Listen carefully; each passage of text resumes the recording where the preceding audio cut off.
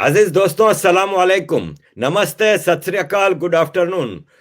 Programme Arif की भाषा में आज हम एक ऐसे मुद्दे को उठाने जा रहे हैं जो कि हिस्ट्री में जिनको सही रिकॉग्निशन नहीं मिली, जिनकी स्ट्रगल, जिनके विजन की वजह से आज इस रीजन में भारत, पाकिस्तान, बांग्लादेश एक आज़ाद देश के तौर पर रह रहे हैं। वो स्ट्रगल, वो विजन लोगों को सही मानों में अभी तक पता नहीं है। इसके लिए हमने आज एक ऐसी शख्सियत को जहमत दी है जो कि अथॉरिटी हैं, जो कि इस हिस्टोरिकल पर्सपेक्टिव को सही मानों में जानते हैं, और हम चाहते हैं कि आम जनता तक वो बातें पहुंचें। इसके लिए हमने जहमत दी है अनुज धर जी को। नमस्कार अनुज धर जी, and thank you for joining Thank you us. very much, Arif bhai.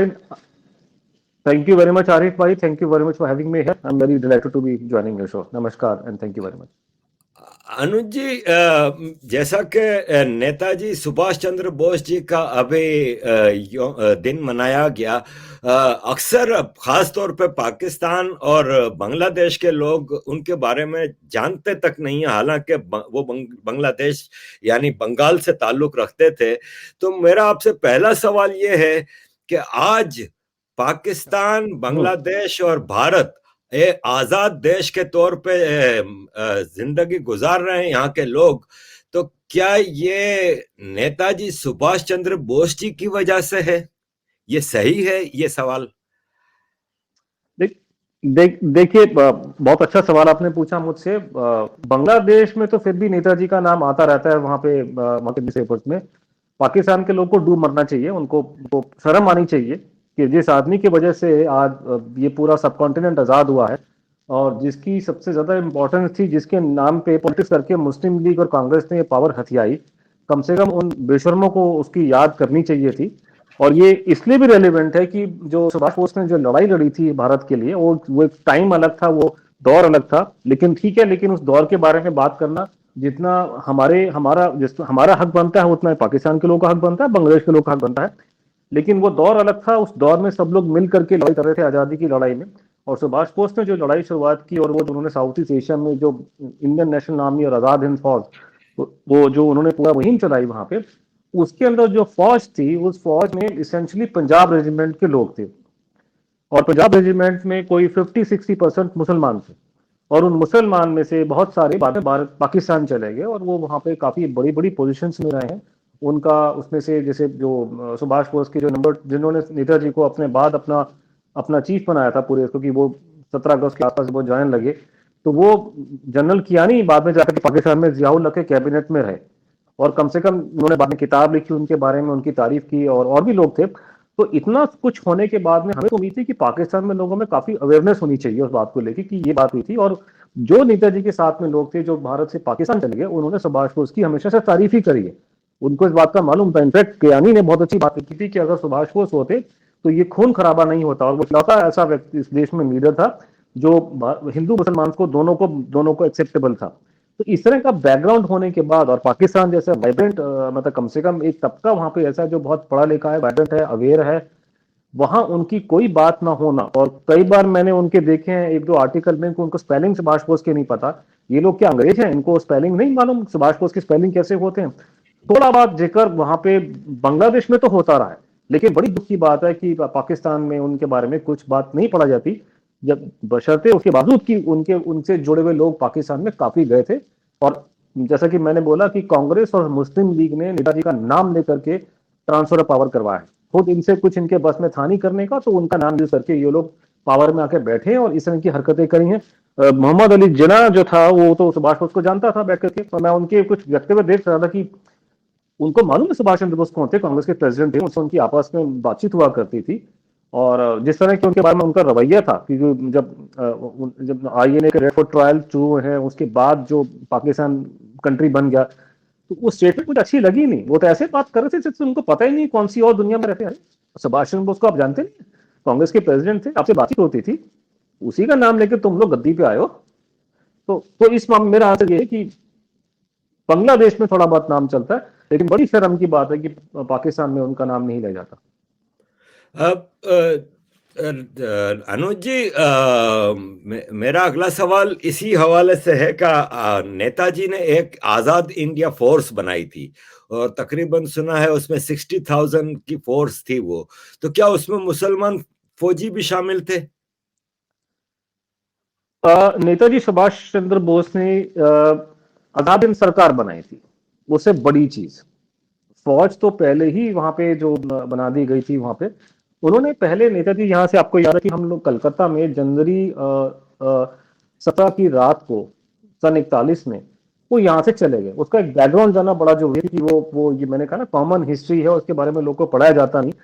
देखिए, हुआ कहता कि फर्स्ट वर्ल्ड वॉर से पहले अंग्रेज जब फर्स्ट वर्ल्ड वॉर में गए, और आपको पता है कि सबसे बड़ी वॉलेंटियर आर्मी जो थी भारतीय फौज थी, मेरे दादाजी भी उसी में थे, और उस फौज का यूज करके ही अंग्रेजों ने फर्स्ट वर्ल्ड वॉर को जीता।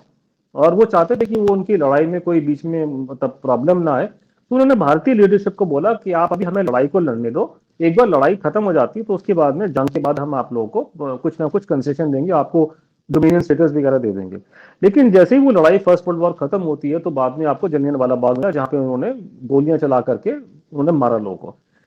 तो कांग्रेस पार्टी में और उस जमाने की लीडरशिप थी, उसमें इतना ये इवॉल्व नहीं हुआ था। जिन्ना साहब भी इसी इसी तंजीम, इसी उसमें थे कि ये अवेयरनेस था कि अगली बार अगर कोई वर्ल्ड वॉर होगी तो हम वो गलती नहीं करेंगे जो हमने फर्स्ट वर्ल्ड वॉर करी है। एक बात बड़ा ध्यान में आपको रखना चाहिए, मैं तो दिल्ली शहर से आता हूँ, कि 1857 में जो जो जो गदर हुआ था, उस गदर के बाद इतनी बुरी तरह से मारा गया था लोगों को, खासकर मुसलमानों को, कि कहते हैं कि दिल्ली शहर से लेके मेरठ तक कोई पेड़ नहीं था जहां पे लाश ना टंगी हो। इतने लोगों को इतनी बुरी तरह से मारा गया था निकाल करके, कि भारत के लोगों में हिम्मत नहीं थी कि अंग्रेज की आंख में आंख डाल के बात कर सके। लड़ना तो बहुत दूर की बात है, और एक दिमाग में की बात घुस गई थी कि आप सफेद चमड़ी वाले को यहाँ से नहीं हटा सकते, उनसे लड़ नहीं सकते, आप उसे जीत सकते नहीं, आप, वो आपसे अकलमंद है, आपसे ज्यादा ताकतवर है, उसके पास वेपन्स हैं, आप कुछ नहीं है। तो ये माहौल उस देश में था कि, और ये बात समझ थी कि आप जो है बाहर के दूसरे देशों से बिना सपोर्ट लिए आपकी लड़ने में, आपकी आप में कोई कैपेबिलिटी नहीं है। तो जब भी सेकेंड वर्ल्ड वॉर डिक्लेयर होता है तो सुभाष बोस को समझ, उन्होंने कहा कि अब हमारे पास में मौका आया जो बड़े साल के बाद में, जिसको इस्तेमाल करना चाहिए। लेकिन बड़ी दुर्भाग्य की बात है कि उस जमाने में हमारे जो यहाँ के जो नेता थे, गांधी जी और अपने पंडित नेहरू, उन्होंने बोल दिया जी हम तो अंग्रेजों के साथ में, उनका उनका विचारों का भला होना चाहिए। सुभाष बोस को फिर उन्होंने कहा कि अगर मैं कुछ नहीं करूंगा तो ये सारा का सारा ऐसे ही निकल जाएगा, तो उनको जेल में डाल दिया गया। अंग्रेज का बेसिकली प्लान था कि इनको सबको जेल में डाल दो, और लड़ाई के टाइम पे सारे ये लीडर बंद रहेंगे, और अंग्रेज अपनी लड़ाई लड़के, मतलब कम से कम उनका बेसिक एम था कि अपने को बचाएं, जो जमाने में सेकेंड वर्ल्ड वॉर स्टार्ट हुआ था। अब सुभाष बोस को ये प्रॉब्लम थी, अगर वो जेल में ही रहते हैं तो वो काम नहीं कर पाएंगे, जेल से कैसे बाहर निकले, तो उन्होंने वहां पे भूख हड़ताल स्टार्ट कर दी। और अंग्रेजों को डर ये हो गया कि अगर ये आदमी यहाँ मर जाता है तो सारा ब्लेम उनके सिर पे आ जाएगा, तो उन्होंने कहा इसको यहाँ से घर से छोड़ो, इसको इसको कमरे घर में नजर बंद करके रख दो। तो यहाँ उनको छोड़ के कलकत्ता में उनको उनके घर में नजर बंद कर दिया। और यहीं पे 17 जनवरी सन 41 में वो चुपचाप से रात को एक मुसलमान के वेश में वो यहाँ से चले गए। मोहम्मद जियाउद्दीन नाम का नकली आइडेंटिटी उन्होंने पूरा बना करके पूरा, और यहाँ से निकले। निकलने के बाद वो अफगानिस्तान, और यहाँ से होते हुए उन्होंने रशिया क्रॉस किया, वो जर्मनी पहुंच गए।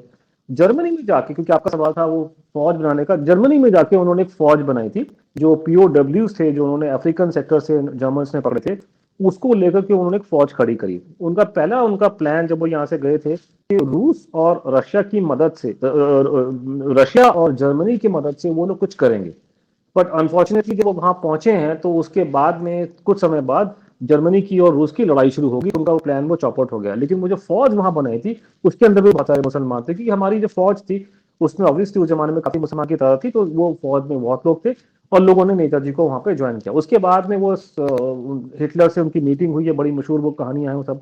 वो फिर वो उन्होंने कहा कि आप साउथ ईस्ट एशिया के अंदर, जापान जो है आपके बिल्कुल पास में पहुंच गया भारत के, अच्छा रहेगा आप लोग वहां से कुछ काम करें, यहाँ से इतनी दूर से कुछ काम हो नहीं पाएगा। तो सुभाष बोस को भेजा गया। बहुत बड़ी एडवेंचरस चीज थी कि वो सबमरीन में 90 दिन की यात्रा थी यहाँ से निकले, कि ताकि वो साउथ ईस्ट एशिया में, तो उनके साथ में आबिद हसन जो थे वो थे।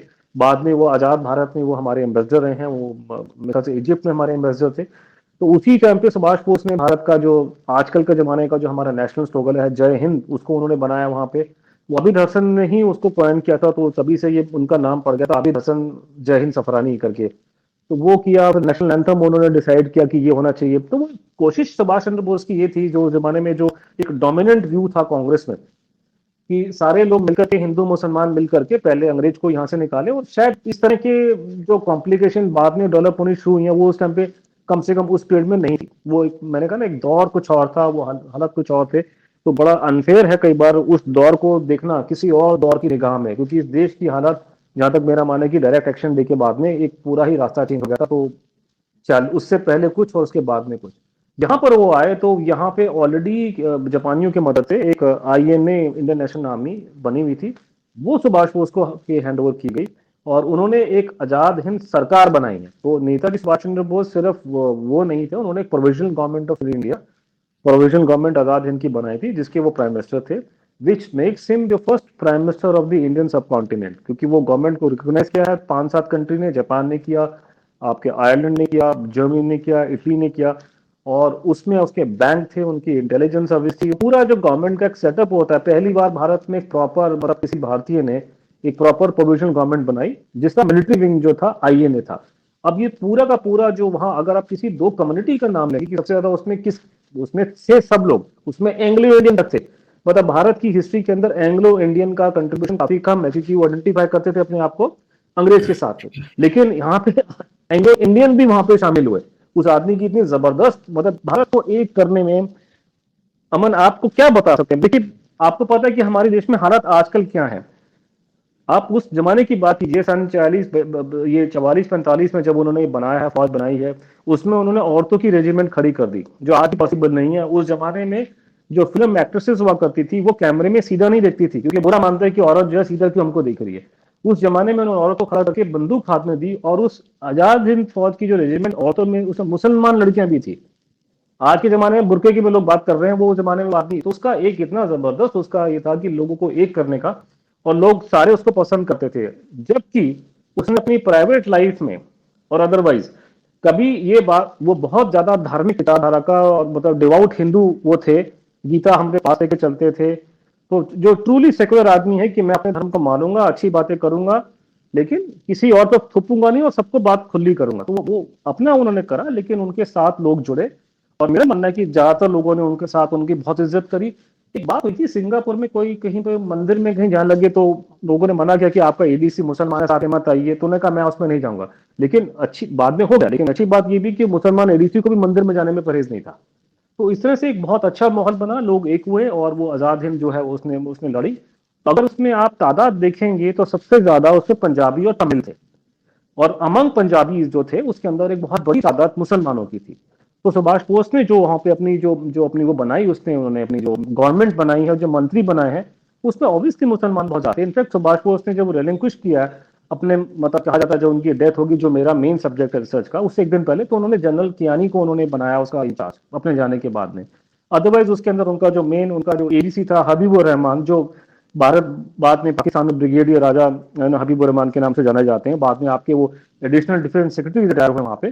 तो Habibur Rahman is the main important and sole witness of the plane crash theory. He is the central figure in the whole Subhash Bose death case. मेरी किताब इंडिया बिगेस्ट स्क्वायर पे पूरा चैप्टर उनके बारे में डिस्क्राइब किया।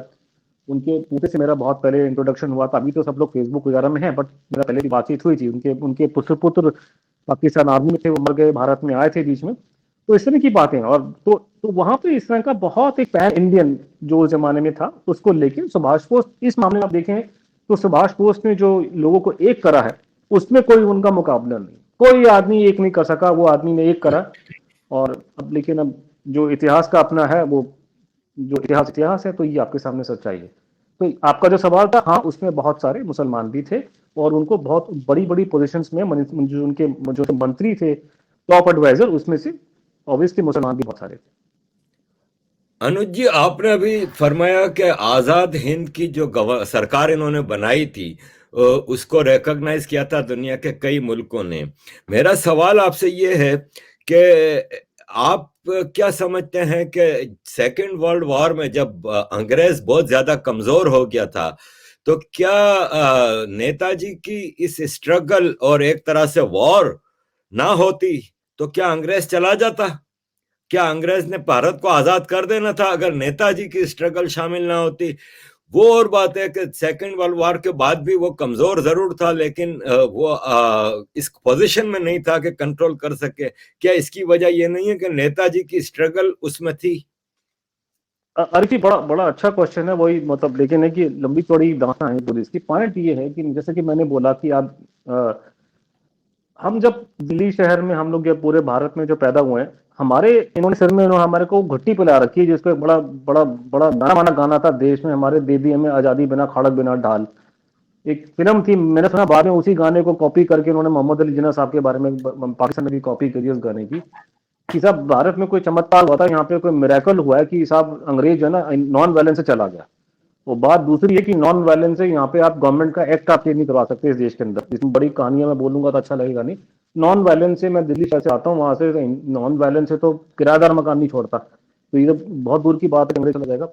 अंग्रेज को सेकेंड वर्ल्ड वॉर को एक्सप्लॉइट किया जाए, ये सिर्फ सुभाष चंद्र बोस ने ही बोला था। बाकी लोग तो अंग्रेजों के साथ में थे इनडायरेक्टली, कि साहब ये तो बड़ा टाइम है, इन्हीं का इनकी विचारों की जरा वो रहनी चाहिए। इसी से वो आदमी बाहर गया, उसने फौज खड़ी करी। अब एक बड़ी अच्छी चीज हो गई है कि पिछले 10-12 साल में दुनिया भर के डॉक्यूमेंट्स, इंटेलिजेंस के और बहुत सी टेस्टिमनीज अवेलेबल हो गई हैं। तो अगर मैं बोलना शुरू करूंगा तो बहुत सारा टाइम निकल जाएगा। पर सबसे इंपॉर्टेंट चीज, जैसे मैं आपको उसका जो मिक्स क्रक्स है आपको बताता हूँ, क्योंकि मैं कलकत्ता में बैठा हूँ। तो आ, भारत को आजाद कराने का जो डिसीजन लिया था, वो लिया था क्लेमेंट एटली ने, जो सेकेंड वर्ल्ड वॉर में वो डिप्टी प्राइम मिनिस्टर थे चर्चिल के अंडर में। और सेकेंड वर्ल्ड वॉर खत्म होने के टाइम 45 के बाद वो बन गए थे उनके प्रधानमंत्री, प्राइम मिनिस्टर। तो ऑब्वियसली जो आदमी डिसीजन लिया कि भारत को आजाद करके भारत पाकिस्तान बनाने हैं दो डोमिनियन 47 में, जिस आदमी ने डिसीजन लिया है ऑब्वियसली उसको सबसे ज्यादा पता है। कुछ हैं हमारे यहाँ, कुछ फन्ने खा बैठे हैं जो ये दावा करते हैं कि मैं फना फना का हिस्टोरियन हूँ, मेरे पास 2-4 डिग्रियां हैं ऐसे इंग्लैंड से, और मुझे ज्यादा पता है उससे एटली से। तो ऐसे बेवकूफों को ये बोलना चाहिए कि तुम्हारे जैसे हिस्टोरियन ना 50,000 घूमते हैं लंदन के आर्काइव में, तो अपना गिरेबान में झांक के देखो और अपनी औकात में रहे। वो आदमी इंग्लैंड का प्रधानमंत्री था, यूनाइटेड किंगडम का। उसने डिसीजन लिया कि ये भारत को और इंडिया और इंडिया को डिवाइड करना है, या इंडिया को वो डोमिनियन स्टेटस देना है और दो स्टेट बनेंगे, ये उसका डिसीजन था। तो वो आदमी सन 56 में क्लेमेंट एटली, जो वो प्रधानमंत्री नहीं था, वो भारत में आया, नेका से आगे जाता, लेकिन वो आया, दिल्ली में आया, फिर लखनऊ गया, तो कलकत्ता में यहाँ पर आया। अब किस्मत ये है कि कलकत्ता में उस टाइम पे, यहाँ तो आपको पता है माशाल्लाह सारे कांग्रेसी यहाँ बैठे हुए थे सारे, हर जगह पे। उस टाइम पे यहाँ पे अपने जो गवर्नर था वो मर गया था यहाँ पे, कांग्रेस का कोई आदमी था कोई। और उसलिए वहां पे यहाँ जो चीफ जस्टिस थे कलकत्ता हाई कोर्ट के, और कलकत्ता हाई कोर्ट पूरे सब कॉन्टिनेंट में सबसे पुराना कोर्ट है। पहले कोर्ट यही बना, सुप्रीम कोर्ट सब बाद में बने हैं सब कुछ। सबसे पुराना कोर्ट भारत में जो वेस्टर्न जूरिस्प्रूडेंस से बना है वो कलकत्ता का हाई कोर्ट है। इसकी बड़ी पुरानी हिस्ट्री है, बहुत बड़ा बड़ा नामी गिरामी कोर्ट माना जाता है। तो कलकत्ता हाई कोर्ट का पहला जो इंडियन जो जज बना था, वो ये बने थे 51, 52, 53 तक। उसका सुप्रीम कोर्ट का कलकत्ता का जो चीफ जस्टिस था वो गोरा अंग्रेज था। उसके बाद ये 52, 53 में बने, तो वो थे फणी भूषण चक्रवर्ती। और प्रोटोकॉल ये है कि जब गवर्नर साहब नहीं रहे तो वो टेम्पररी उनको एक्टिंग गवर्नर उनको बनाया गया। तो ये कोई पॉलिटिशियन नहीं था, ये बेचारा मतलब बड़ा जज था, बड़ा नामी गिरामी, पहला अंग्रेज हिंदुस्तानी जो कलकत्ता का जज बना, सुप्रीम कोर्ट जज बना, चीफ जस्टिस बना था। तो फानी भूषण चक्रवर्ती जो थे, उन्होंने ऑब्वियसली उनको राजभवन जो आपका गवर्नर हाउस है उसमें उनको होस्ट किया। 2 दिन एटलीस्ट आप यहाँ पे रहे। जब वो 2 दिन यहाँ पर रहे तो उन्होंने से बातचीत हुई कि भी ये क्या, तो उन्होंने बाद में एक लेटर लिख करके कोशिश की उन्होंने बोलने की, लेकिन वो लोग बहुत डरा करते थे, मीडिया भी सेंसरशिप करता था। लेकिन भूषण फनी भूषण चक्रवर्ती ने एक अच्छा काम किया कि उन्होंने लेटर लिख के उन्होंने छोड़ दिया। तो उसमें उन्होंने लिखा कि वो मेरे पास थे एटलीस्ट साहब, यहाँ हमारी उनसे बातचीत हुई थी। फिर मैंने उनसे सीधा पूछा कि 42 में तो आप लोग का ये जो भारत में क्विट इंडिया मूवमेंट चला था वो तो खत्म हो गया था 2-4 दिन के अंदर ही, उसमें तो कुछ था नहीं वहां पे, और आप लोग लड़ाई जीत चुके थे, कोई आप पे खतरा था नहीं, ऐसा क्या हुआ कि आप लोग यहाँ से देश छोड़ के चले गए, आप लोग फटाफट एक दिन में? तो उन्होंने बोला कि वो एटली साहब ने एग्री किया कि भाई हमारी जो फौज है भारत की, इंडियन, उसके अंदर मतलब प्रॉब्लम थी ये सुभाष बोस की वजह से, इसलिए हम लोग को मेन कारण जो है सुभाष बोस के जाने का है। और उससे उन्होंने फिर पूछा एटलीस्ट उन्होंने कि वो महात्मा गांधी का जो आप लोगों ने आंदोलन चला रखा था, ये एटलीस्ट से पूछा इन्होंने भूषण चक्रवर्ती ने, कि जो महात्मा गांधी का जो अहिंसक आंदोलन वो कितना आप पे इम्पैक्ट किया। उसने कहा जी मिनिमल इम्पैक्ट उस चीज का। तो उसको इस दावे को सपोर्ट करने के लिए बहुत से, जैसे उस जमाने की मिलिट्री इंटेलिजेंस की रिपोर्ट्स की बहुत सी रिपोर्ट अभी थोड़े दिन पहले भारत का नेशनल आर्काइव में अवेलेबल दिल्ली में हो गई है। तो मैंने अपनी किताब जो मेरी है conundrum, Subhash Bose life after death, उसमें हमने उनके स्निपेट्स वगैरह डाल के दिखाए आपको। उसके अलावा भी जो ट्रांसफर ऑफ पावर के डॉक्यूमेंट अंग्रेज सरकार ने रिलीज किए थे 1973 के बाद लंदन में, उसमें आपको ये सारा चिट्ठा पता दिखाई दे कि किस तरीके से सुभाष, देखिए मैं इसलिए बोल रहा हूँ कि अंग्रेज जो हमारा देश पे राज किया है, अंग्रेज यहाँ बहुत कम हुआ करते थे, कुछ 1,000 भी नहीं होंगे यहाँ पे, वो भी बड़े बड़े शहरों में रहा करते थे, दिल्ली, बॉम्बे, कलकत्ता, मद्रास, कराची वगैरह में। और राज करते थे उनके बिहाफ पे राय बहादुर और जमींदार और ये हमारे जो नवाब शवाब थे, ये करते थे अंग्रेजों के बिहाफ पे राज। और जितने भी लोगों को मारा पीटा गया, जो उनके साथ जातियां हुई हैं, जैसे भारत के तो लोग समझते हैं कि यूरोप में ही उस जमाने में बड़ा लोगों में जालिम लोग थे, यहाँ भी कम नहीं थे। आगरा का किला, उसमें लोगों को बड़ा बुत से मारा जाता था।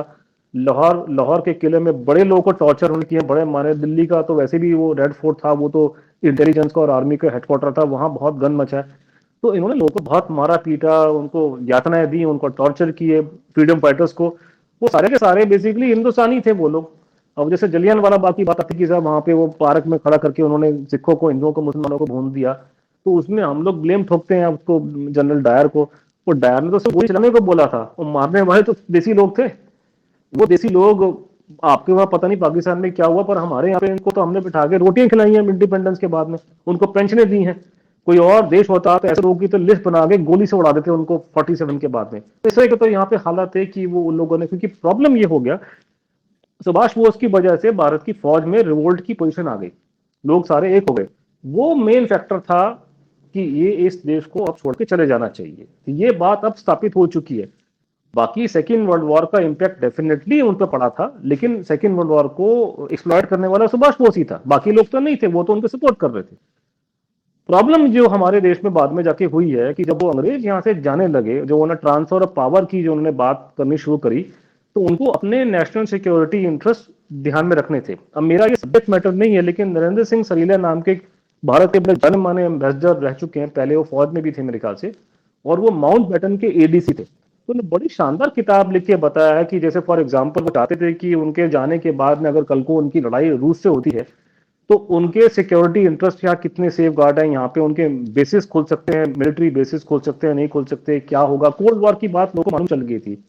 तो वहां पे जनरल साहब ने तो खुली छूट थी कि जो मर्जी मिलिट्री बेस बनाने बनाओ, वो थोड़ा फैक्टर था उनके फेवर में पार्टीशन करवाने के। तो ये मेरा सब्जेक्ट नहीं है, लेकिन आप वो सलीला जी की किताब जो बड़ी अच्छी है, लोगों को पढ़नी चाहिए, क्योंकि वो आदमी नॉट ओनली वो विटनेस था, बिकॉज वो माउंटबेटन का एडीसी था, उसने बाद में भारत के बहुत बड़ी सीनियर पोजीशन में काम किया फॉरेन मिनिस्ट्री में, उसने डॉक्यूमेंट कोट करके की बातें बताई हैं।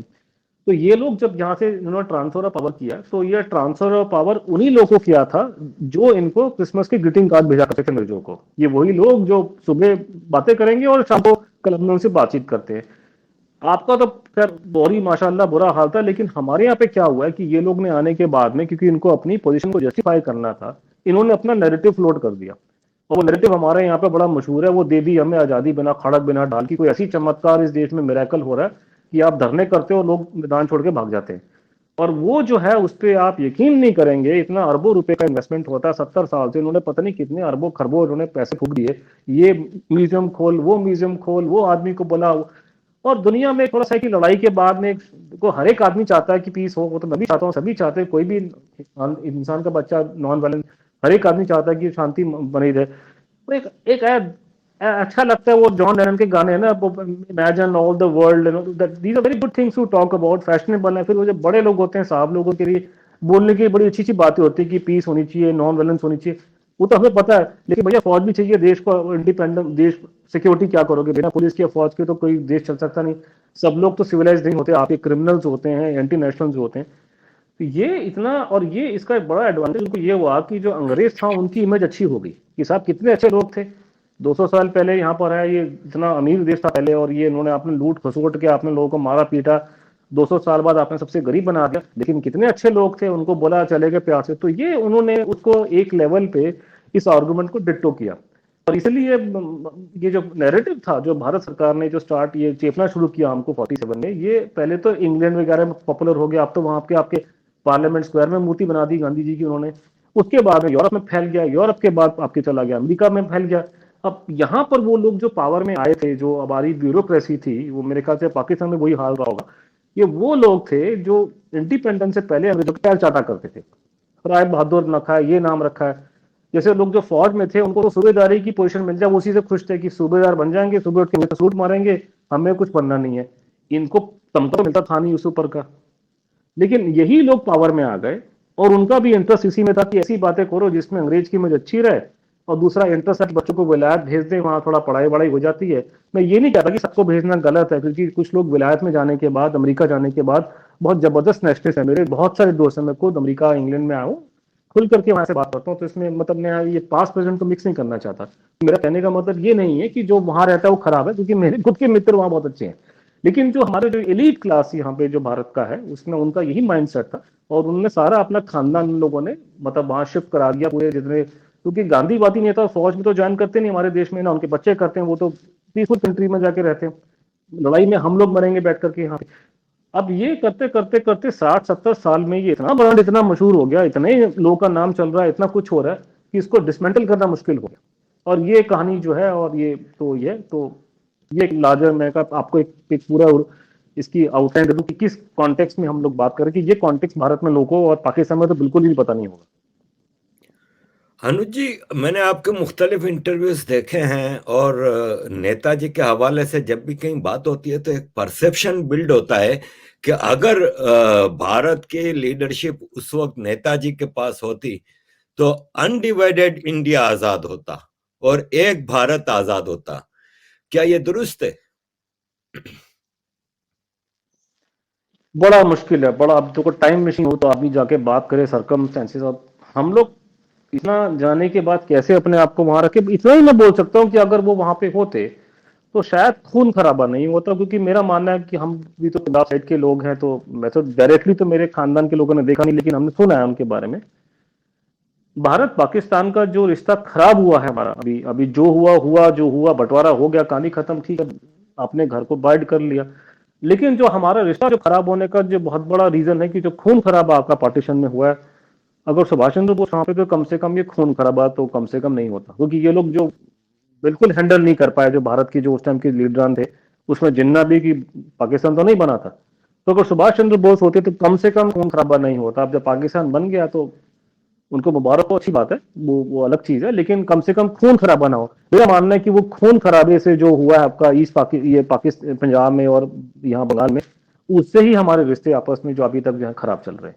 पुरानी बात थी कि एक पूरा इस देश में मोहम्मद बिन कासिम के आने के बाद में एक हिस्टोरिकल कॉन्टेक्स्ट है, और वो सब अपनी जगह पे है। लेकिन ये आज के जमाने में जो इसेंशियली जो हमारे आपस में जो रिश्ते मधुर नहीं है, अच्छे नहीं है, वो उसका कारण है कि जो पार्टीशन में इतने लाखों लोग मारे गए थे, उसका तो लोगों के दिमाग में कहने की बात हुआ है। अगर वो होते तो शायद ये चीज काफी कंट्रोल में होती, अगर नहीं भी होती तो। अनुज जी, हम भारतीय लोग एक चीज बड़ा दुख के साथ सोचते हैं कि बंटवारा हो गया, भारत के टुकड़े हो गए, भारत का ईस्ट और वेस्ट विंग काट दिया गया, वगैरह वगैरह। क्या अगर हम इसको दूसरे नजर से देखें तो ये ब्लेसिंग नहीं थी कि बंटवारा हो गया?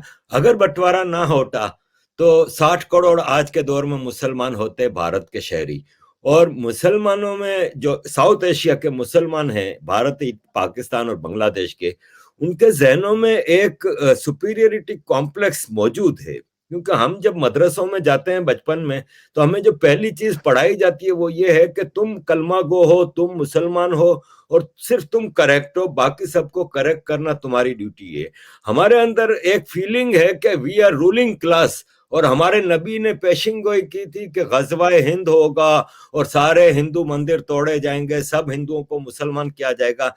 तो मोहम्मद बिन कासिम आया, मुगल आए, सब आए, अंग्रेज आए, तो हमारे मुसलमानों को ये था कि अंग्रेज मुसलमानों को भारत दे के जाएंगे वापस, और ये एक फीलिंग थी। तो क्या ये ब्लेसिंग नहीं है? अगर आप देखें कि अगर आज भारत में 60 करोड़ मुसलमान होते तो क्या हाल देखिए, होता भारत का? ऑब्वियसली मैंने कहा ना, 800 साल जो बीच में कुछ हुआ उसका एक बैकग्राउंड है। बाय द वे, आप जिन लोगों की बातें कर रहे हैं कि हम मुसलमान हैं, आपको इस चीज की उनको एक नॉलेज होनी चाहिए कि ये बेसिकली जो भारत में जो मोहम्मद बिन कासिम के बाद से लेके वो गौरी आया था यहाँ पे दिल्ली में ऐबक आया था करके, जो इनका राज चला था उसमें बेसिकली राज करने वाले वो फॉरेनर थे। तो इंडियन मुस्लिम को तो एक लेवल से ऊपर वो एंट्री भी नहीं कराते थे, कोई इंडियन मुस्लिम नहीं बना वहां का बादशाह बना या सुल्तान बना, सारे फॉरेनर बनाते थे, उनकी जो टॉप क्लास थी।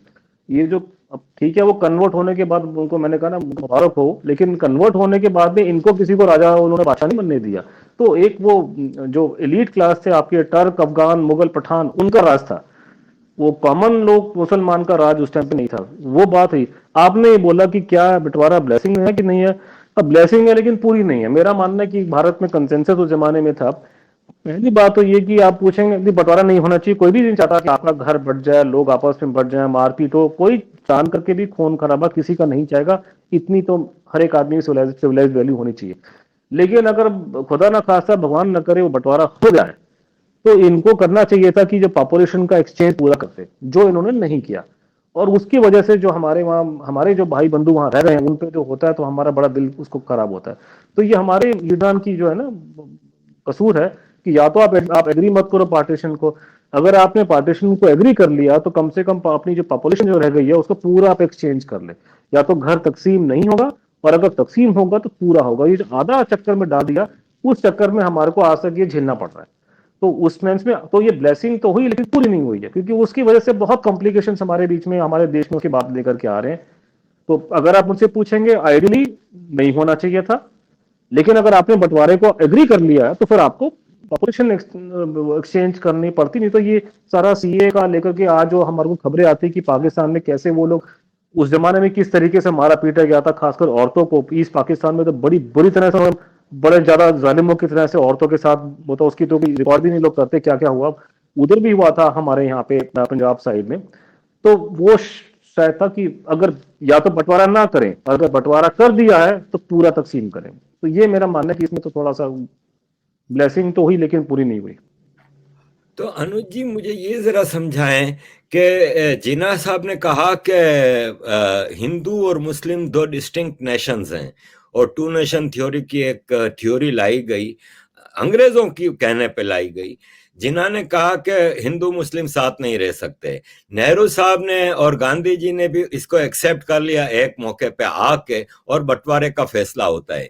लेकिन फिर 11 अगस्त 1947 को पाकिस्तान की पहली कॉन्स्टिट्यूएंट असेंबली में आके जिन्ना साहब ये कहते हैं कि जो हो गया सो हो गया, अब आप आजाद हैं अपने मंदिरों में, पाकिस्तान के अंदर अपने मंदिरों में जाने पे, और हर पाकिस्तानी चाहे वो हिंदू है, मुस्लिम है, सिख है, ईसाई है, वो पाकिस्तान का नागरिक है और पाकिस्तान में वो इंडिपेंडेंटली अपनी वो कर सकता है। यही चीज नेहरू साहब ने किया। और 1951 में लियाकत नेहरू देखिए पैक्ट होता है जिसमें बॉर्डर बंद कर दिए गए और रोक दिया गया माइग्रेशन को।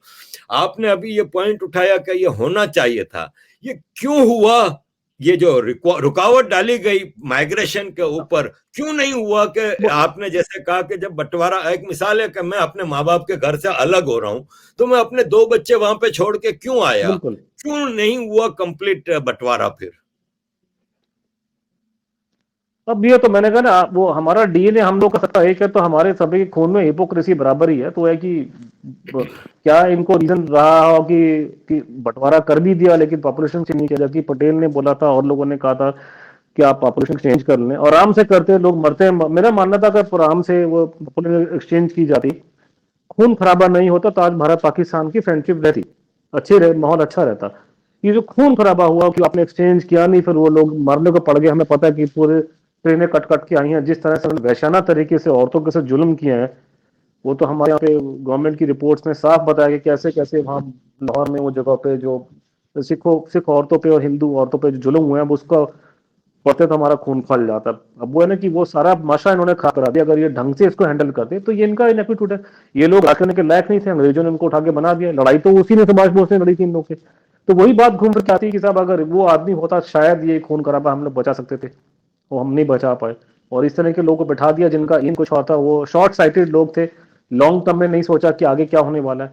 तो आपने खुद मिसाल दी ना कि वही जिन्ना साहब यहाँ बैठ के वो जहर उगलते थे, उल्टा सीधी बातें उन्होंने करी हैं, बड़े गलत गलत नारे उन्होंने यहाँ पे दिए हैं कि पाकिस्तान में हम किसी कफर को नहीं रहने देंगे, फलाना ढमकाना। बाद में आके आप लेक्चर दे रहे हो, आप हमारे यहाँ बराबर होंगे, तो पहले क्यों आप लोग करके। तो वो तो रियलिटी आपके सामने है। मैंने कहा कि ना, वो नेताजी होते तो खून खराबा कम से कम नहीं होता, और एक खून खराबा ही सारी जड़ है हमारे आज आज जो हमारे हमारे देशों में आपस में रिश्ते ठीक नहीं है। अनुज जी, अभी आपने अपने उसमें एक जवाब में कहा था कि हम खाली परसेप्शन पे डिस्कस कर सकते हैं, उस वक्त हम हिस्ट्री के उसमें जाके तो देख नहीं सकते कि क्या हालात थे। लेकिन एक परसेप्शन ये है कि कांग्रेस और मुस्लिम लीग की लीडरशिप अंग्रेजों की एजेंट थी, ये एक परसेप्शन है, और इन्होंने अंग्रेजी एजेंडे को पूरा किया। तो ये अंग्रेजी एजेंडा ही था ना कि एक पीसफुल पाकिस्तान इंडिया ना रहते, और इसके लिए ये खून खराबा कराया गया। और रावलपिंडी, फैसलाबाद जिसको कि लालपुर था, लाहौर, वहां से जब ट्रेनें इंडिया आई सिखों की, तो भरी हुई थी लाशों से, जिसका फिर रिटेलिएशन हुआ। जैसे मेरे वालिद, हम गुजरात से हैं, सोमनाथ के पास हमारा गांव है। मेरे वालिद ये कहते हैं, मैं जब उनसे अक्सर सवाल करता था कि क्यों हमें वहां से आना पड़ा इंडिया से, तो उन्होंने कहा हमारा तो बड़ा पीसफुल गांव था, और कभी कोई हमने सोचा भी नहीं था कि हमें जाना पड़ेगा। लेकिन हुआ ये कि आसपास के गांव में जो छोटी तादाद में मुसलमान थे, वहां पे हमले होने शुरू हुए बलवाइयों के। और हमारे गांव में हम हिंदू मुस्लिम, हमारे 8-10 घराने थे मुस्लिम, बाकी 200-300 घराने थे हिंदू। बोले कभी हमें कभी मसला नहीं हुआ था, और हम खुशी से रह रहे थे। लेकिन अचानक जब हमले शुरू हुए, तो हमारे हिंदू भाइयों ने हमें कहा कि भाई निकल जाओ इधर से, तुम्हारा पाकिस्तान बन गया है, चले जाओ, नहीं तो यहाँ तुम लोग मार दिए जाओगे। तो मेरा सवाल यह है कि हम परसेप्शन में जाते हैं, तो क्या ये एजेंडे को पूरा नहीं किया? अगर आप उनको मूर्ख कहें, इनोसेंट कहें, या फिर वो एजेंट थे, लेकिन एजेंडा तो अंग्रेज का था देखिए, कि पाकिस्तान एक ऐसा गुंडा इलाके में बनाया जाए जो भारत को भी कंटेन करे, कि after all Bharat had a potential of being a super power, और कम्युनिज्म को भी कंटेन करे। कि पाकिस्तान बनाने का मकसद ये नहीं था, और इसके लिए इन लोगों ने उस एजेंडे को पूरा नहीं किया। अब उसका बड़ा अच्छा आपको जवाब मिलेगा कि जैसे जो हमारे यहाँ पे जो प्रॉब्लम हुई, मैंने पाकिस्तान के ज़्यादा नहीं पढ़ा वहाँ पे कि वहाँ के इतिहास हिस्टोरियंस ने क्या लिखा है, लेकिन हमारे कई हिस्टोरियन ने और यहाँ के बहुत डॉक्यूमेंट्स में जो कई बातें जो सामने आ रही हैं, उसमें से थोड़ा रिफ्लेक्शन जो आप बोल रहे हैं उसका दिखाई दे रहा है कि यहाँ गलतियां हुई, जानबूझकर गलती की गई। मेरे ख्याल से माइकल एडवर्ड नाम का हिस्टोरियन थे अंग्रेज, उन्होंने नेहरू साहब से इंटरव्यू लिया, तो उन्होंने पूछा था, तो उन्होंने बोला कि हम लोग अगर नहीं करते तो हमको गद्दी नहीं मिलनी थी, हमारे को भी ऑलरेडी हम लोग बुढ़े होने वाले थे, कब हमको, तो शायद वो पावर जल्दी हमको गति मिल जाए, जल्दी हमको राजा बन जाए अपने वहां पे, उस हिसाब से उन्होंने जल्दबाजी फैसले लिए जो लॉन्ग टर्म में हमारे लिए अच्छे नहीं थे। तो ये कि गलतियां हुई हैं। और सुभाष बोस भी जब यहाँ से गए हैं छोड़ के कलकत्ता, उन्होंने एक लेटर लिखा, उन्होंने जर्मनी में, उन्होंने ये राष्ट्र बिहारी बोस जो उस टाइम जापान में थे उनको लिखा कि महात्मा गांधी जो है बात तो करते हैं अंग्रेज के खिलाफ में, लेकिन बाद में ठंडे पड़ जाते हैं और वो उनके साथ नहीं है। तो उन्होंने बहुत उनके बारे में लिखा। तो ये चीजें हैं। अब मैंने कहा ना, इस तरह का माहौल जो था। अब लेकिन हाँ, डॉक्यूमेंट्स हैं, लेकिन अब प्रॉब्लम ये है कि इन बातों को खुल के डिस्कस नहीं कर सकते। अब खुल के डिस्कस करेंगे तो फिर, क्योंकि मैंने कहा ना 40-50 साल में इतना माशरा चेंज हो गया कि अब मतलब anything less than time machine going back, you can not do anything, you have to live with the history. But yes, it happened, and that is why मेरे ख्याल से लोग माइंडफुल थे। वो जो हमारे लीडर थे उस जमाने में, वो इस बात को माइंडफुल थे कि उनसे बहुत गलती हुई है, और उन्हीं के सर पे वो सारा जो निर्दोष, जो काउंट मिलियंस ऑफ पीपल जो मर गए, वो उनका खून उनके पर, उनका उनपे उनकी रिस्पॉन्सिबिलिटी है। अभी तो हमारे भारत में कोई मॉन्यूमेंट नहीं है। यहाँ पे 4 आदमी बचा, आपके इंग्लैंड में तो वो खंबा लगा देते हैं वहां पे उठा करके।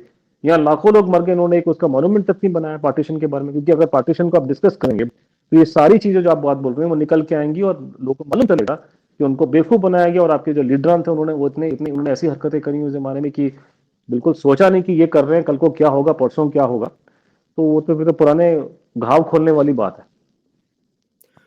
अनुज जी, 2 सवाल रह गए हैं। पहला सवाल, नेताजी सुभाष चंद्र बोस जी आजाद हिंद के सबसे बड़े हीरो होने चाहिए थे, लेकिन आपके नोट के ऊपर गांधी जी की तस्वीर है। आपके यहाँ पंडित जवाहरलाल नेहरू जी को और गांधी जी को इतना ग्लोरीफाई किया गया, सुभाष चंद्र बोस जी को क्यों तारीख ने वो मकाम नहीं दिया जो उनका जायज हक था?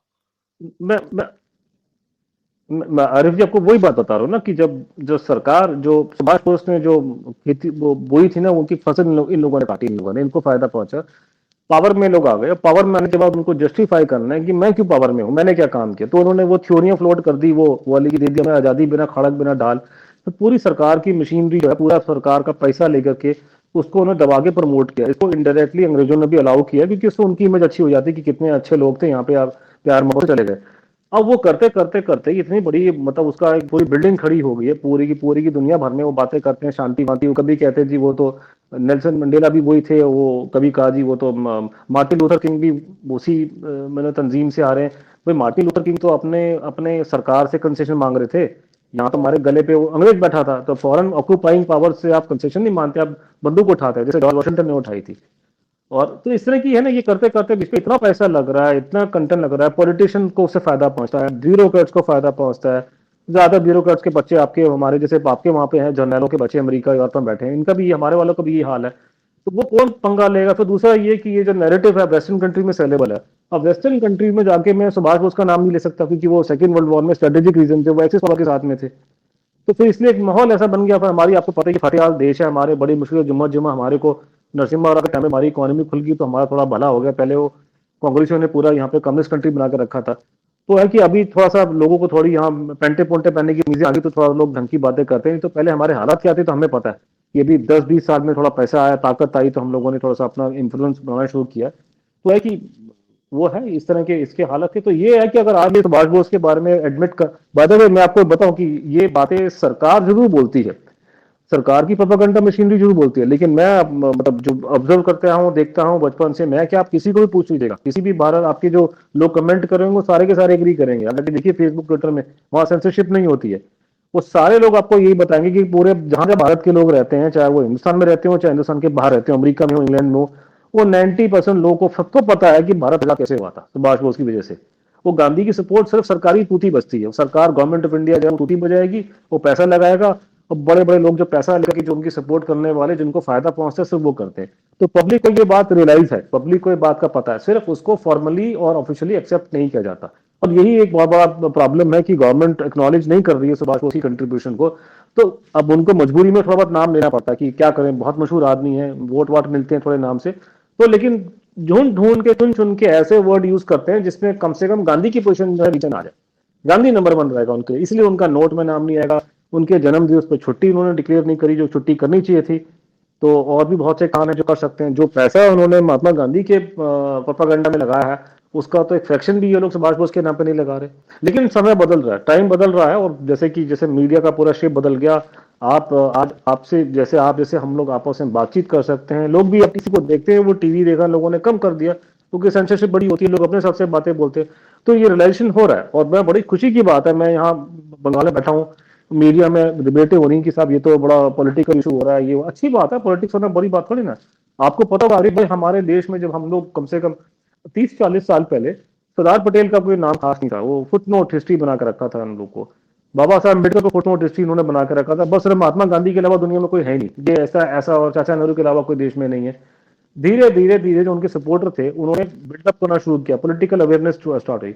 और आज जो है ये कम से कम इतना हो गया कि जैसे हमारे प्रधानमंत्री मोदी जी जाकर के वहां पे इतना सुंदर वहां पे स्टैच्यू ऑफ यूनिटी बनाया, और सरदार पटेल को जो जगह मिलनी चाहिए वो जगह मिली हमारे देश में। बाबा साहब अम्बेडकर को जगह मिलनी थी, उनको जगह मिली, क्योंकि उनके सपोर्टर्स ने, उनके लोगों ने एक पॉलिटिकल अवेयरनेस की। तो मेरा मानना ये कि जो अभी भारत में हो रहा है, जिसका आपने इंट्रोडक्शन में बात बोल रहे थे आपकी, यहाँ पे कल बड़ा अच्छा प्रोग्राम हुआ था, प्रधानमंत्री यहाँ पे आए थे कलकत्ता में।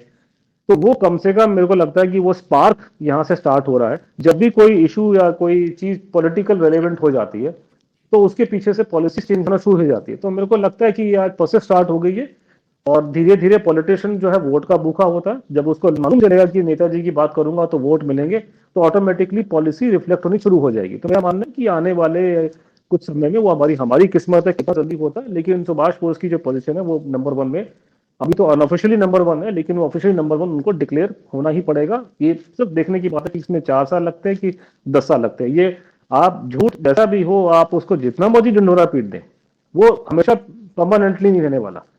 तो वो जैसे चाचा जी का नाम थोड़ा कम हो गया, एक समय आने वाला है कि जो महात्मा गांधी का जो ओवर ग्लोरिफिकेशन है वो नहीं होगा। पर उसमें आप एक बात मैं जरूर ऐड करना चाहता हूँ कि लोग उसको गलत ना समझे, कि हम ये कहना नहीं है कि महात्मा गांधी गांधी जी का कोई कंट्रीब्यूशन नहीं है, ये बड़े नहीं थे, वो सब अपनी जगह पे है। मैं सिर्फ इतना ही कह रहा हूँ कि जब जो इंडिपेंडेंस जब हमारी मिली थी, उसमें जो एटली ने बात बोली है बिल्कुल ठीक बात बोली है कि कोशिश बहुत लोगों ने करी, लेकिन सबसे बड़ा इम्पैक्ट भारत का, सब कॉन्टिनेंट का आजाद होने का वो बेसिक कारण सुभाष चंद्र बोस थे। और बड़ी शर्म की बात आती है कि पाकिस्तान के लोग उनका नाम याद नहीं करते। कोई तुम्हारा भैया, तुम्हारा मुस्लिम लीग के लोगों ने अंग्रेजों से लड़ाई नहीं लड़ी थी। ये सुभाष बोस अगर नहीं होता तो आप लोग, जैसे कि मेरे को पता, आप लोग कॉमनवेल्थ में थे, आपके तो head of the government queen Elizabeth थी, मेरे ख्याल से सन 51-52 तक। आप लोग अभी तक बैठे अंग्रेजों के अंदर में होते अगर सुभाष चंद्र बोस नहीं होता। तो कम से कम बांग्लादेश के लोग तो सुभाष बोस का नाम दो चार बार ले लेते हैं, अखबारों में आर्टिकल आ जाते हैं। लेकिन मैं देखता हूँ कि इवन फ्राइडे टाइम्स जैसे पेपर में, आपके पाकिस्तान में, और कभी डॉन में भी कभी बड़ा बड़ा रेयर सुभाष बोस का नाम कभी कभी आता है। और जिस तरह से वो लिखते हैं उसको देख के बड़ा बड़ा बुरा लगता है कि इन आदमियों को धेले की, इनको हिस्ट्री की समझ नहीं है, किस आदमी के बारे में क्या लिखना चाहिए। आखिरी सवाल से पहले आपके इसी उस पे एक रिलेटेड सवाल पैदा होता है कि मैं यूनाइटेड नेशंस के साथ जुड़ा हुआ हूँ 25-26 साल से, और मैं ह्यूमन राइट्स के हवाले से काम करता हूँ। तो मैंने जो वहां पे सीखा है कि सेक्युलरिज्म जो है ना, इसका ये मतलब नहीं होता कि आप हिंदू हैं तो आप अपने धर्म में शर्म सारी महसूस करें। बाइडेन साहब बिल्कुल। बाइबल पे हाथ रख के हलफ भी लेते हैं, चर्च भी जाते हैं, सब कुछ करते हैं। लेकिन भारत का सेक्युलरिज्म को मैं सिक्युलरिज्म कहता हूं, इसलिए कि भारत के सिक्युलरिज्म में माइनॉरिटीज एग्जिस्ट करती हैं, जबकि सेक्युलर कंट्री जैसे कि यूके में मैं रहता हूं, यहाँ पे कोई माइनॉरिटी नहीं, क्योंकि स्टेट का कोई रिलीजन नहीं। माइनॉरिटी वहां होती है जहां स्टेट का कोई रिलीजन होता है। अगर भारत एक हिंदू राष्ट्र होता तो मुसलमान माइनॉरिटी होते हैं, उनके राइट्स होते हैं, माइनॉरिटी कमीशन ऑफ इंडिया होता। सवाल यहाँ पे ये पैदा होता है कि नेताजी के बारे में ये मशहूर है कि वो सेक्युलर थे। तो फिर एक आज के जो लिबरल्स और लेफ्ट वाले हैं वो बड़ा ऐतराज उठाते हैं कि एक हिंदू एक्सट्रीमिस्ट बीजेपी सरकार एक सेक्युलर नेताजी को क्यों प्रमोट कर रही है। पहली बात, आपने जैसे आपने इंग्लैंड की बात की, इंग्लैंड में जो आपका मोनार्क है वो हेड ऑफ चर्च माना जाता है, और वो डिफेंडर ऑफ फेथ उनका एक टाइटल है। तो बड़ी खुशी की बात है, अच्छी बात है। जैसे आपने बड़ा अच्छा एग्जांपल दिया कि अमेरिका में तो राष्ट्रपति बाइबल पे हाथ लेकर के बनता है। हमारे यहाँ पे अगर वो गीता का या भगवान का नाम लेके बोलेगा तो बवाल मच जाएगा, आप सेकुलर नहीं है। तो ये प्रॉब्लम भी हमारे यहाँ पे। अब सुभाष बोस को लेकर के लोग क्या कर रहे हैं कि ना, आजकल की जो हमारी लेफ्ट की जमात है, लेफ्ट की, और जो लिबरल जो अपने को क्लेम करते हैं, वो क्या करते हैं कि बोलते हैं सुभाष चंद्र बोस भी सेकुलर था, पर वो आपकी तरह सेकुलर नहीं था। आप लोग तो उसमें से कई लोग अपने धर्म को डिसोन करके बैठे। आपने बिल्कुल ठीक बोला कि सेकुलर का मतलब ये नहीं कि मैं अपने रिलीजन को, अपने बिलीफ को डिसोन कर दूं या खिलाफ बोलना शुरू कर दूं। सुभाष चंद्र बोस ने बिल्कुल ऐसा नहीं किया, कभी कुछ नहीं किया। वो बड़ा सेकुलर आदमी था, सबको साथ लेके चला, मुसलमान उसके साथ में आए। और वही आदमी जब वो आजाद हिंद फौज में लड़ाई करता था तो रात को सिंगापुर में जाकर के वो रामकृष्ण मिशन में सैफरन कपड़ा पहन के रात को साधना वाधना करना अपना, वो सभी को एक बात मालूम थी। वो सारा अपना धर्म फॉलो करते थे और गीता को अपने साथ में लेके चलते थे अपने हमेशा से। और उन्होंने हिंदू धर्म के बारे में पहले बातचीत बोली, उन्होंने कभी इस बात को छुपाया नहीं कि उनका आध्यात्म में उनका उनका जुड़ाव था। छोटी उम्र में वो साधु बन गए थे। यहाँ पे जो आदमी 17-18 साल की उम्र में सारे हिंदू स्क्रिप्चर्स पढ़ ले, उपनिषद पढ़ के, अपने वेद वगैरह पढ़ करके साधु बनने के लिए भाग जाए, और अमीर घर का बच्चा था वो उस टाइम पे, वो हिमालय पर्वत चला जाए कि हम वो बन जाए, उसके बाद तो वो अपने बात करते थे, उनको धर्म की बात ही लेके। अब उसका मिसयूज जो मेरा मानना है कि ये लोग कर रहे हैं, जो लेफ्ट वाले। अभी जैसे हमारे पे बंगाल कलकत्ता में वो लेफ्ट वाले बोलते हैं कि साहब वो लेफ्टिस्ट थे। सुभाष चंद्र बोस लेफ्टिस्ट तुम्हारे तरह नहीं था। तुम्हारा लेफ्ट और उनके लेफ्ट में जमीन आसमान का फर्क है। आप उस लेफ्ट की बात ना करें, वो समय और था, उनका लेफ्ट का मीनिंग कुछ और था। वो सेकुलर थे, आपकी तरफ से सेकुलर नहीं थे। आपकी तरह उन्होंने अपना अपना हिंदू धर्म को डिसोन नहीं किया था उन्होंने। और जहां तक कई बात है कि मेरे को जहां तक पता है, मैं उसमें हम अपना तो हम नहीं बजाएंगे, जितना लिबरल हमारा देश है और मुसलमान यहाँ पे हमारे भाई 18% के आसपास है, तो सारे बड़ी खुशी में रहते हैं। हमारे स्कूल में, हमारे कॉलेज में, जगह हमारे 2 मुसलमान है, कौन किसी को सारे खुशी से रहते हैं। भारत में तो जितना लिबरल सोसाइटी हमारा हिंदू कौम है, मेरे को लगता नहीं है पूरी दुनिया में कोई हमारे उसमें मुकाबला कर सकता है। खुल करके लोग रहते हैं, खुल के बातचीत करते हैं। आज लोग हमारे खड़े होकर के आप बोल रहे हैं कि हमारे देश का माहौल खराब हो गया। अरे जनाब, आप बैठ के ट्विटर में, फेसबुक में आकर के आप गाली गलौज करते हैं प्रधानमंत्री के बारे में, होम मिनिस्टर के बारे में। आपको पता है कि आज से 30-40 साल पहले जब कांग्रेसियों का राज था, उस जमाने में आप करके दिखाते, आपको बताते लिबरल क्या होते। एक तो आप उसको गाली गलौज करें, आपको तमीज नहीं है बात करने की। एक इंसान जो है लगातार जीतता रहा है, लोगों ने वोट देके उसको जिताया, तो हमारी भावनाएं जुड़ी हैं उसके साथ में। आप उसको गाली गलौज कर रहे हैं कि साहब वो फासिस्ट है, उसने कितने बेचारे लोग मार दिए, आप उसको फासिस्ट कह रहे हैं। तो उस तरह की बात है। तो ये पॉलिटिकल है ना तंजीम, यहाँ में इस तरह के अजीबो गरीब से लोग हैं जो खुद पार्टीशन के टाइम पे उन्होंने बेड़ा गर्क कर दिया पूरे देश का। अब बैठ के ये लेक्चर दे रहे हैं कि साहब हो रहे। तो सुभाष बोस को वो उनकी निगाहों से नहीं दिखना चाहिए। और बड़ा बड़ा प्रॉब्लम की बात यह है कि सुभाष बोस का जो परिवार के लोग हैं, उसमें से कुछ लोग ऐसे हैं जो खुद कांग्रेसी हैं या फिर वो खुद वो कम्युनिस्ट पार्टी के सपोर्टर थे। वो उसके हिसाब से उसको इंटरप्रिटेशन देते रहते हैं। जैसे यहाँ पे कलकत्ता में बड़ा मशहूर आदमी सुगाता बोस हमारे प्रधानमंत्री के साथ में फोटो भी फोटो खींची थी उसकी करके। वो पाकि अमेरिका में हार्वर्ड में प्रोफेसरी करता है, यहाँ पे पॉलिटिक्स करता है। तो उसकी मेरे से बीवी आपके पाकिस्तान की आयशा जलाल, हिस्टोरियन। तो वो अजीबो गरीब कहानियां बैठ के कि सुभाष चंद्र बोस जो है वो ऐसे थे। भाई सुभाष चंद्र बोस ने अपना धर्म तो डिसोन नहीं किया था ना। आप गीता लेके चलेंगे? आप यहाँ के पूछिए लोगों से, यहाँ नेताओं से, तुम में से कितने लोग गीता हाथ में लेके चलते हो? तो तुम तो लेके चलते नहीं हो, तो फिर तुम कैसे करें? तो आपका सेकुलरिज्म और उनका सेकुलरिज्म अलग है। अपने धर्म को विश्वास करिए और सबकी इज्जत कीजिए, उसमें कोई प्रॉब्लम नहीं है। कोई अच्छा मुसलमान है, वो हमसे अच्छी प्यार मोहब्बत से बात कर रहा है, तो 100% ओके थिंग है। तो ये उस मामले में आपकी बात बिल्कुल ठीक है। आखिरी सवाल आपसे ये है कि अनुज जी, मैं बेल्जियम में रहा हूं तकरीबन 19-20 साल, और बेल्जियम में हिटलर हाँ को जी। बहुत नफरत की जाती है। और वो कहते हैं कि इसने इन्वेजन किया था, बेल्जियम में कंसंट्रेशन कैंप बनाए थे, लोगों को मारा कूटा था, और किसी की हिम्मत नहीं है कि बेल्जियम में अपने बच्चे का नाम हिटलर रखे या अपनी हिस्ट्री बुक में उसको ग्लोरीफाई करे। ये मेरा भारत ही ऐसा देश है जहां पे Gupta dynasty, Maurya dynasty, Maratha dynasty का जिक्र नहीं है, हिस्ट्री की बुक्स में बच्चों को नहीं पढ़ाया जाता, लेकिन जहां पे इन्वेडर्स को बहुत ग्लोरीफाई किया जाता है, मुगल्स को। कि आफ्टर ऑल मुगल्स थे, 200 साल रहे, 400 साल रहे, सारे मुगल यहीं पैदा हुए, सब कुछ है, थे तो इन्वेडर्स। कत्लेआम तो किया, सारे सारे यहाँ कन्वर्शन तो पैदा नहीं। किया, औरंगजेब के नाम पे आपके शहरों के नाम आबाद हैं, आपके रोड्स के नाम आबाद हैं। तो ये क्या वजह है कि आपकी हिस्ट्री में दुनिया में कहीं नहीं होता? क्या आपकी हिस्ट्री में इन्वेडर्स को ग्लोरीफाई किया जाता है, और इंडिजिनियस हिंदू रूलर्स जिन्होंने अपने दौर में बड़ा ही पीसफुल माहौल रखा, कि इस्लाम की पहली मस्जिद एक राजा, हिंदू राजा ने केरला में बनाई थी। एक हिंदू राजा के सेक्युलरिज्म का ये आलम देखें कि इस्लाम की नबी पाक के जमाने में ही पहली मस्जिद बनी थी। तो क्या वजह है कि आपके यहाँ हिंदू रूलर्स जो कि इंडिजिनियस थे, जो कि सेक्युलर थे, जो कि जस्टिस पे बिलीव करते हैं, तो उनको ग्लोरीफाई नहीं किया जाता, इन्वेडर्स को किया जाता है? हमने कहा ना हमारे से ज्यादा कोई सेकुलर नहीं है, क्योंकि हम लोग का आप देखिए पारसी यहाँ पे आके वो भाग कर आए थे वहां से, उधर से ईरान से। हमारे यहाँ कितने अच्छा, कोई 1% भी नहीं है, मतलब 1 या 0.1% है। और जितने हैं भगवान भला करे सारे टॉप पोजिशन में हैं। और हम इतना उनकी इज्जत करते हैं इतना। और वो यहाँ से जाने के बाद, बाहर जाने के बाद भी भारत की बातें से हमारा जुबे मेहता जो है, जो जो अमेरिका में रहते हैं, और वो न्यूयॉर्क फिलहाल कस्टा के वो हैं, वो भी भारत में आके बीच बीच में आकर के वो लोग थोड़ा सा दान दून करते हैं। तो ये हमारा है। और हमने सभी को यहाँ पे लोग आए आराम से रहे। कुछ कोई कीड़ा है, अब वो कीड़े को लगता है कोई डीएनए टेस्ट करना पड़ेगा कि कौन सा कीड़ा है, कहाँ पे लोगों को ये कि अपने ही। देखिए जैसे आप बाहर रहते हैं, यहाँ से बहुत से लोग बाहर रहते हैं। अब कल को मान लीजिए कि आपका लड़का जो है वहां पे, आपका बच्चा बच्चा जो है वो वहीं शादी कर लें, और वो शादी करते करते करते 3 जनरेशन के बाद में आपका खानदान वहां सेटल है, वो शायद धर्म बदल है। तो इसका मतलब ये तो नहीं है ना कि अपने अपने वो ग्रेट ग्रैंडफादर को वो लोग इग्नोर कर देंगे, उनको डिसोन कर देंगे। तो ये बड़ा गलत रवैया हिस्ट्री को देखने का, कि जो भी भारत में लोग आज रहने वाले हैं। अब गुप्ता चंद्रगुप्त मौर्य तो उनका कॉमन वंश, कॉमन वो है ना, हमारे ही है ना वो पिछले के। ठीक है, आज मैं क्रिश्चियन बन गया हूँ, कुछ और बन गया, वो ठीक है अपनी जगह पे। लेकिन कोई भी इंसान को अपने फोर फादर्स को, अपने अपने उनको डिसोन नहीं करना चाहिए, अपने कल्चर को। आप रावलपिंडी को जो मर्जी बोलते, रावलपिंडी है तो भैया हिंदू नाम। लाहौर तो भगवान राम के लड़के ने ही फाउंड किया था। इसको आप कैसे डिनाई कर सकते हो? और आप ही के लोग हैं। और इनफैक्ट वही आपको रिफ्लेक्ट नजर आया कि आप कश्मीर में जैसे जाएंगे, जहां से मेरे एंसेस्टर को मार के भगाए गए थे वहां से, कि वहां पे अभी तक नाम भी उनके वैसे हैं, मकबूल डार।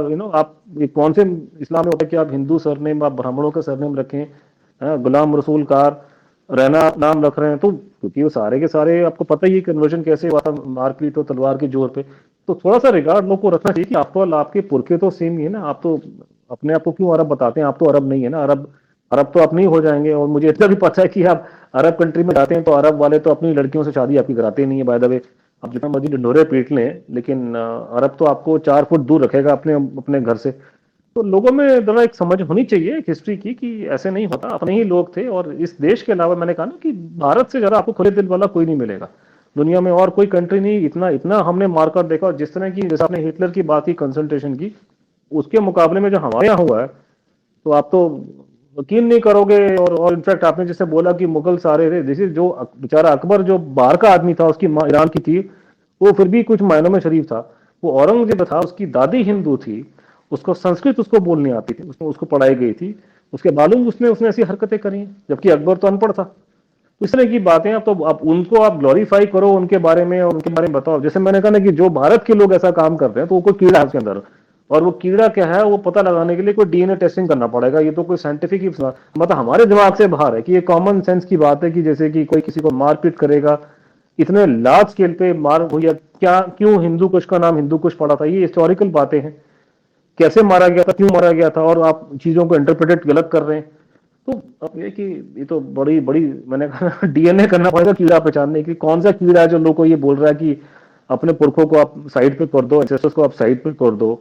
और इस तरह की आप उसको तो आप गाली दे रहे हैं हिटलर को, लेकिन हमारे यहाँ जो बैठे हैं उनके बाप जालिमों के, जो एक से बाप, चाहे अलाउद्दीन खिलजी हो चाहे कोई हो, जिस तरीके से उन्होंने बिहेव किया हो, वो कोई देश में किसी को इस तरह के लोगों को, और आपने उनके नाम पे रोडे रखी हुई हैं। बख्तियारपुर में, यहाँ बंगाल से मैं बहुत दूर नहीं हूँ यहाँ से, वहां से बख्तियार खालजी ने आकर के यहाँ पे वो नालंदा का यूनिवर्सिटी फूक दिया, पूरा लाइब्रेरी फूक दी। वो लाइब्रेरी जल रही है 3-3। कितना नुकसान हुआ होगा बताइए, कितनी किताबें फूक दी, हमारी तो हिस्ट्री खत्म हो गई। एक के बाद उसने 3-4 विक्रमशिला वो उसने फूक दी, और उसके नाम पे आप लोगों ने बख्तियारपुर रखा हुआ यहाँ पे नाम। तो ये क्या क्या क्या दस्तूर है, क्या अजीब सी है। तो ये तो कुछ साइंटिस्ट को इंक्वायरी बनाए कि लोगों के दिमाग में कौन सा कीड़ा है जो इस तरह की बातें करते हैं।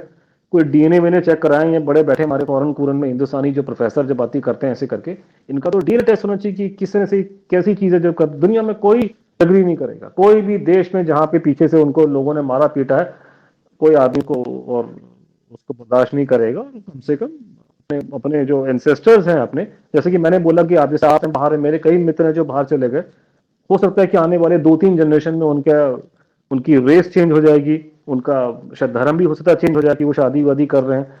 लेकिन सिर्फ इस बात पे कि मेरा मतलब, जैसे बॉबी जिंदल टाइप लोग हैं जैसे अमेरिका में, कि उसने पूरा कंट्री डिसोन कर दिया सब। अरे यार, तुम आए तो तुम हिंदुस्तान से हो, अभी जम्मा जम्मा तुम्हारी पहली जनरेशन वहां से आई है।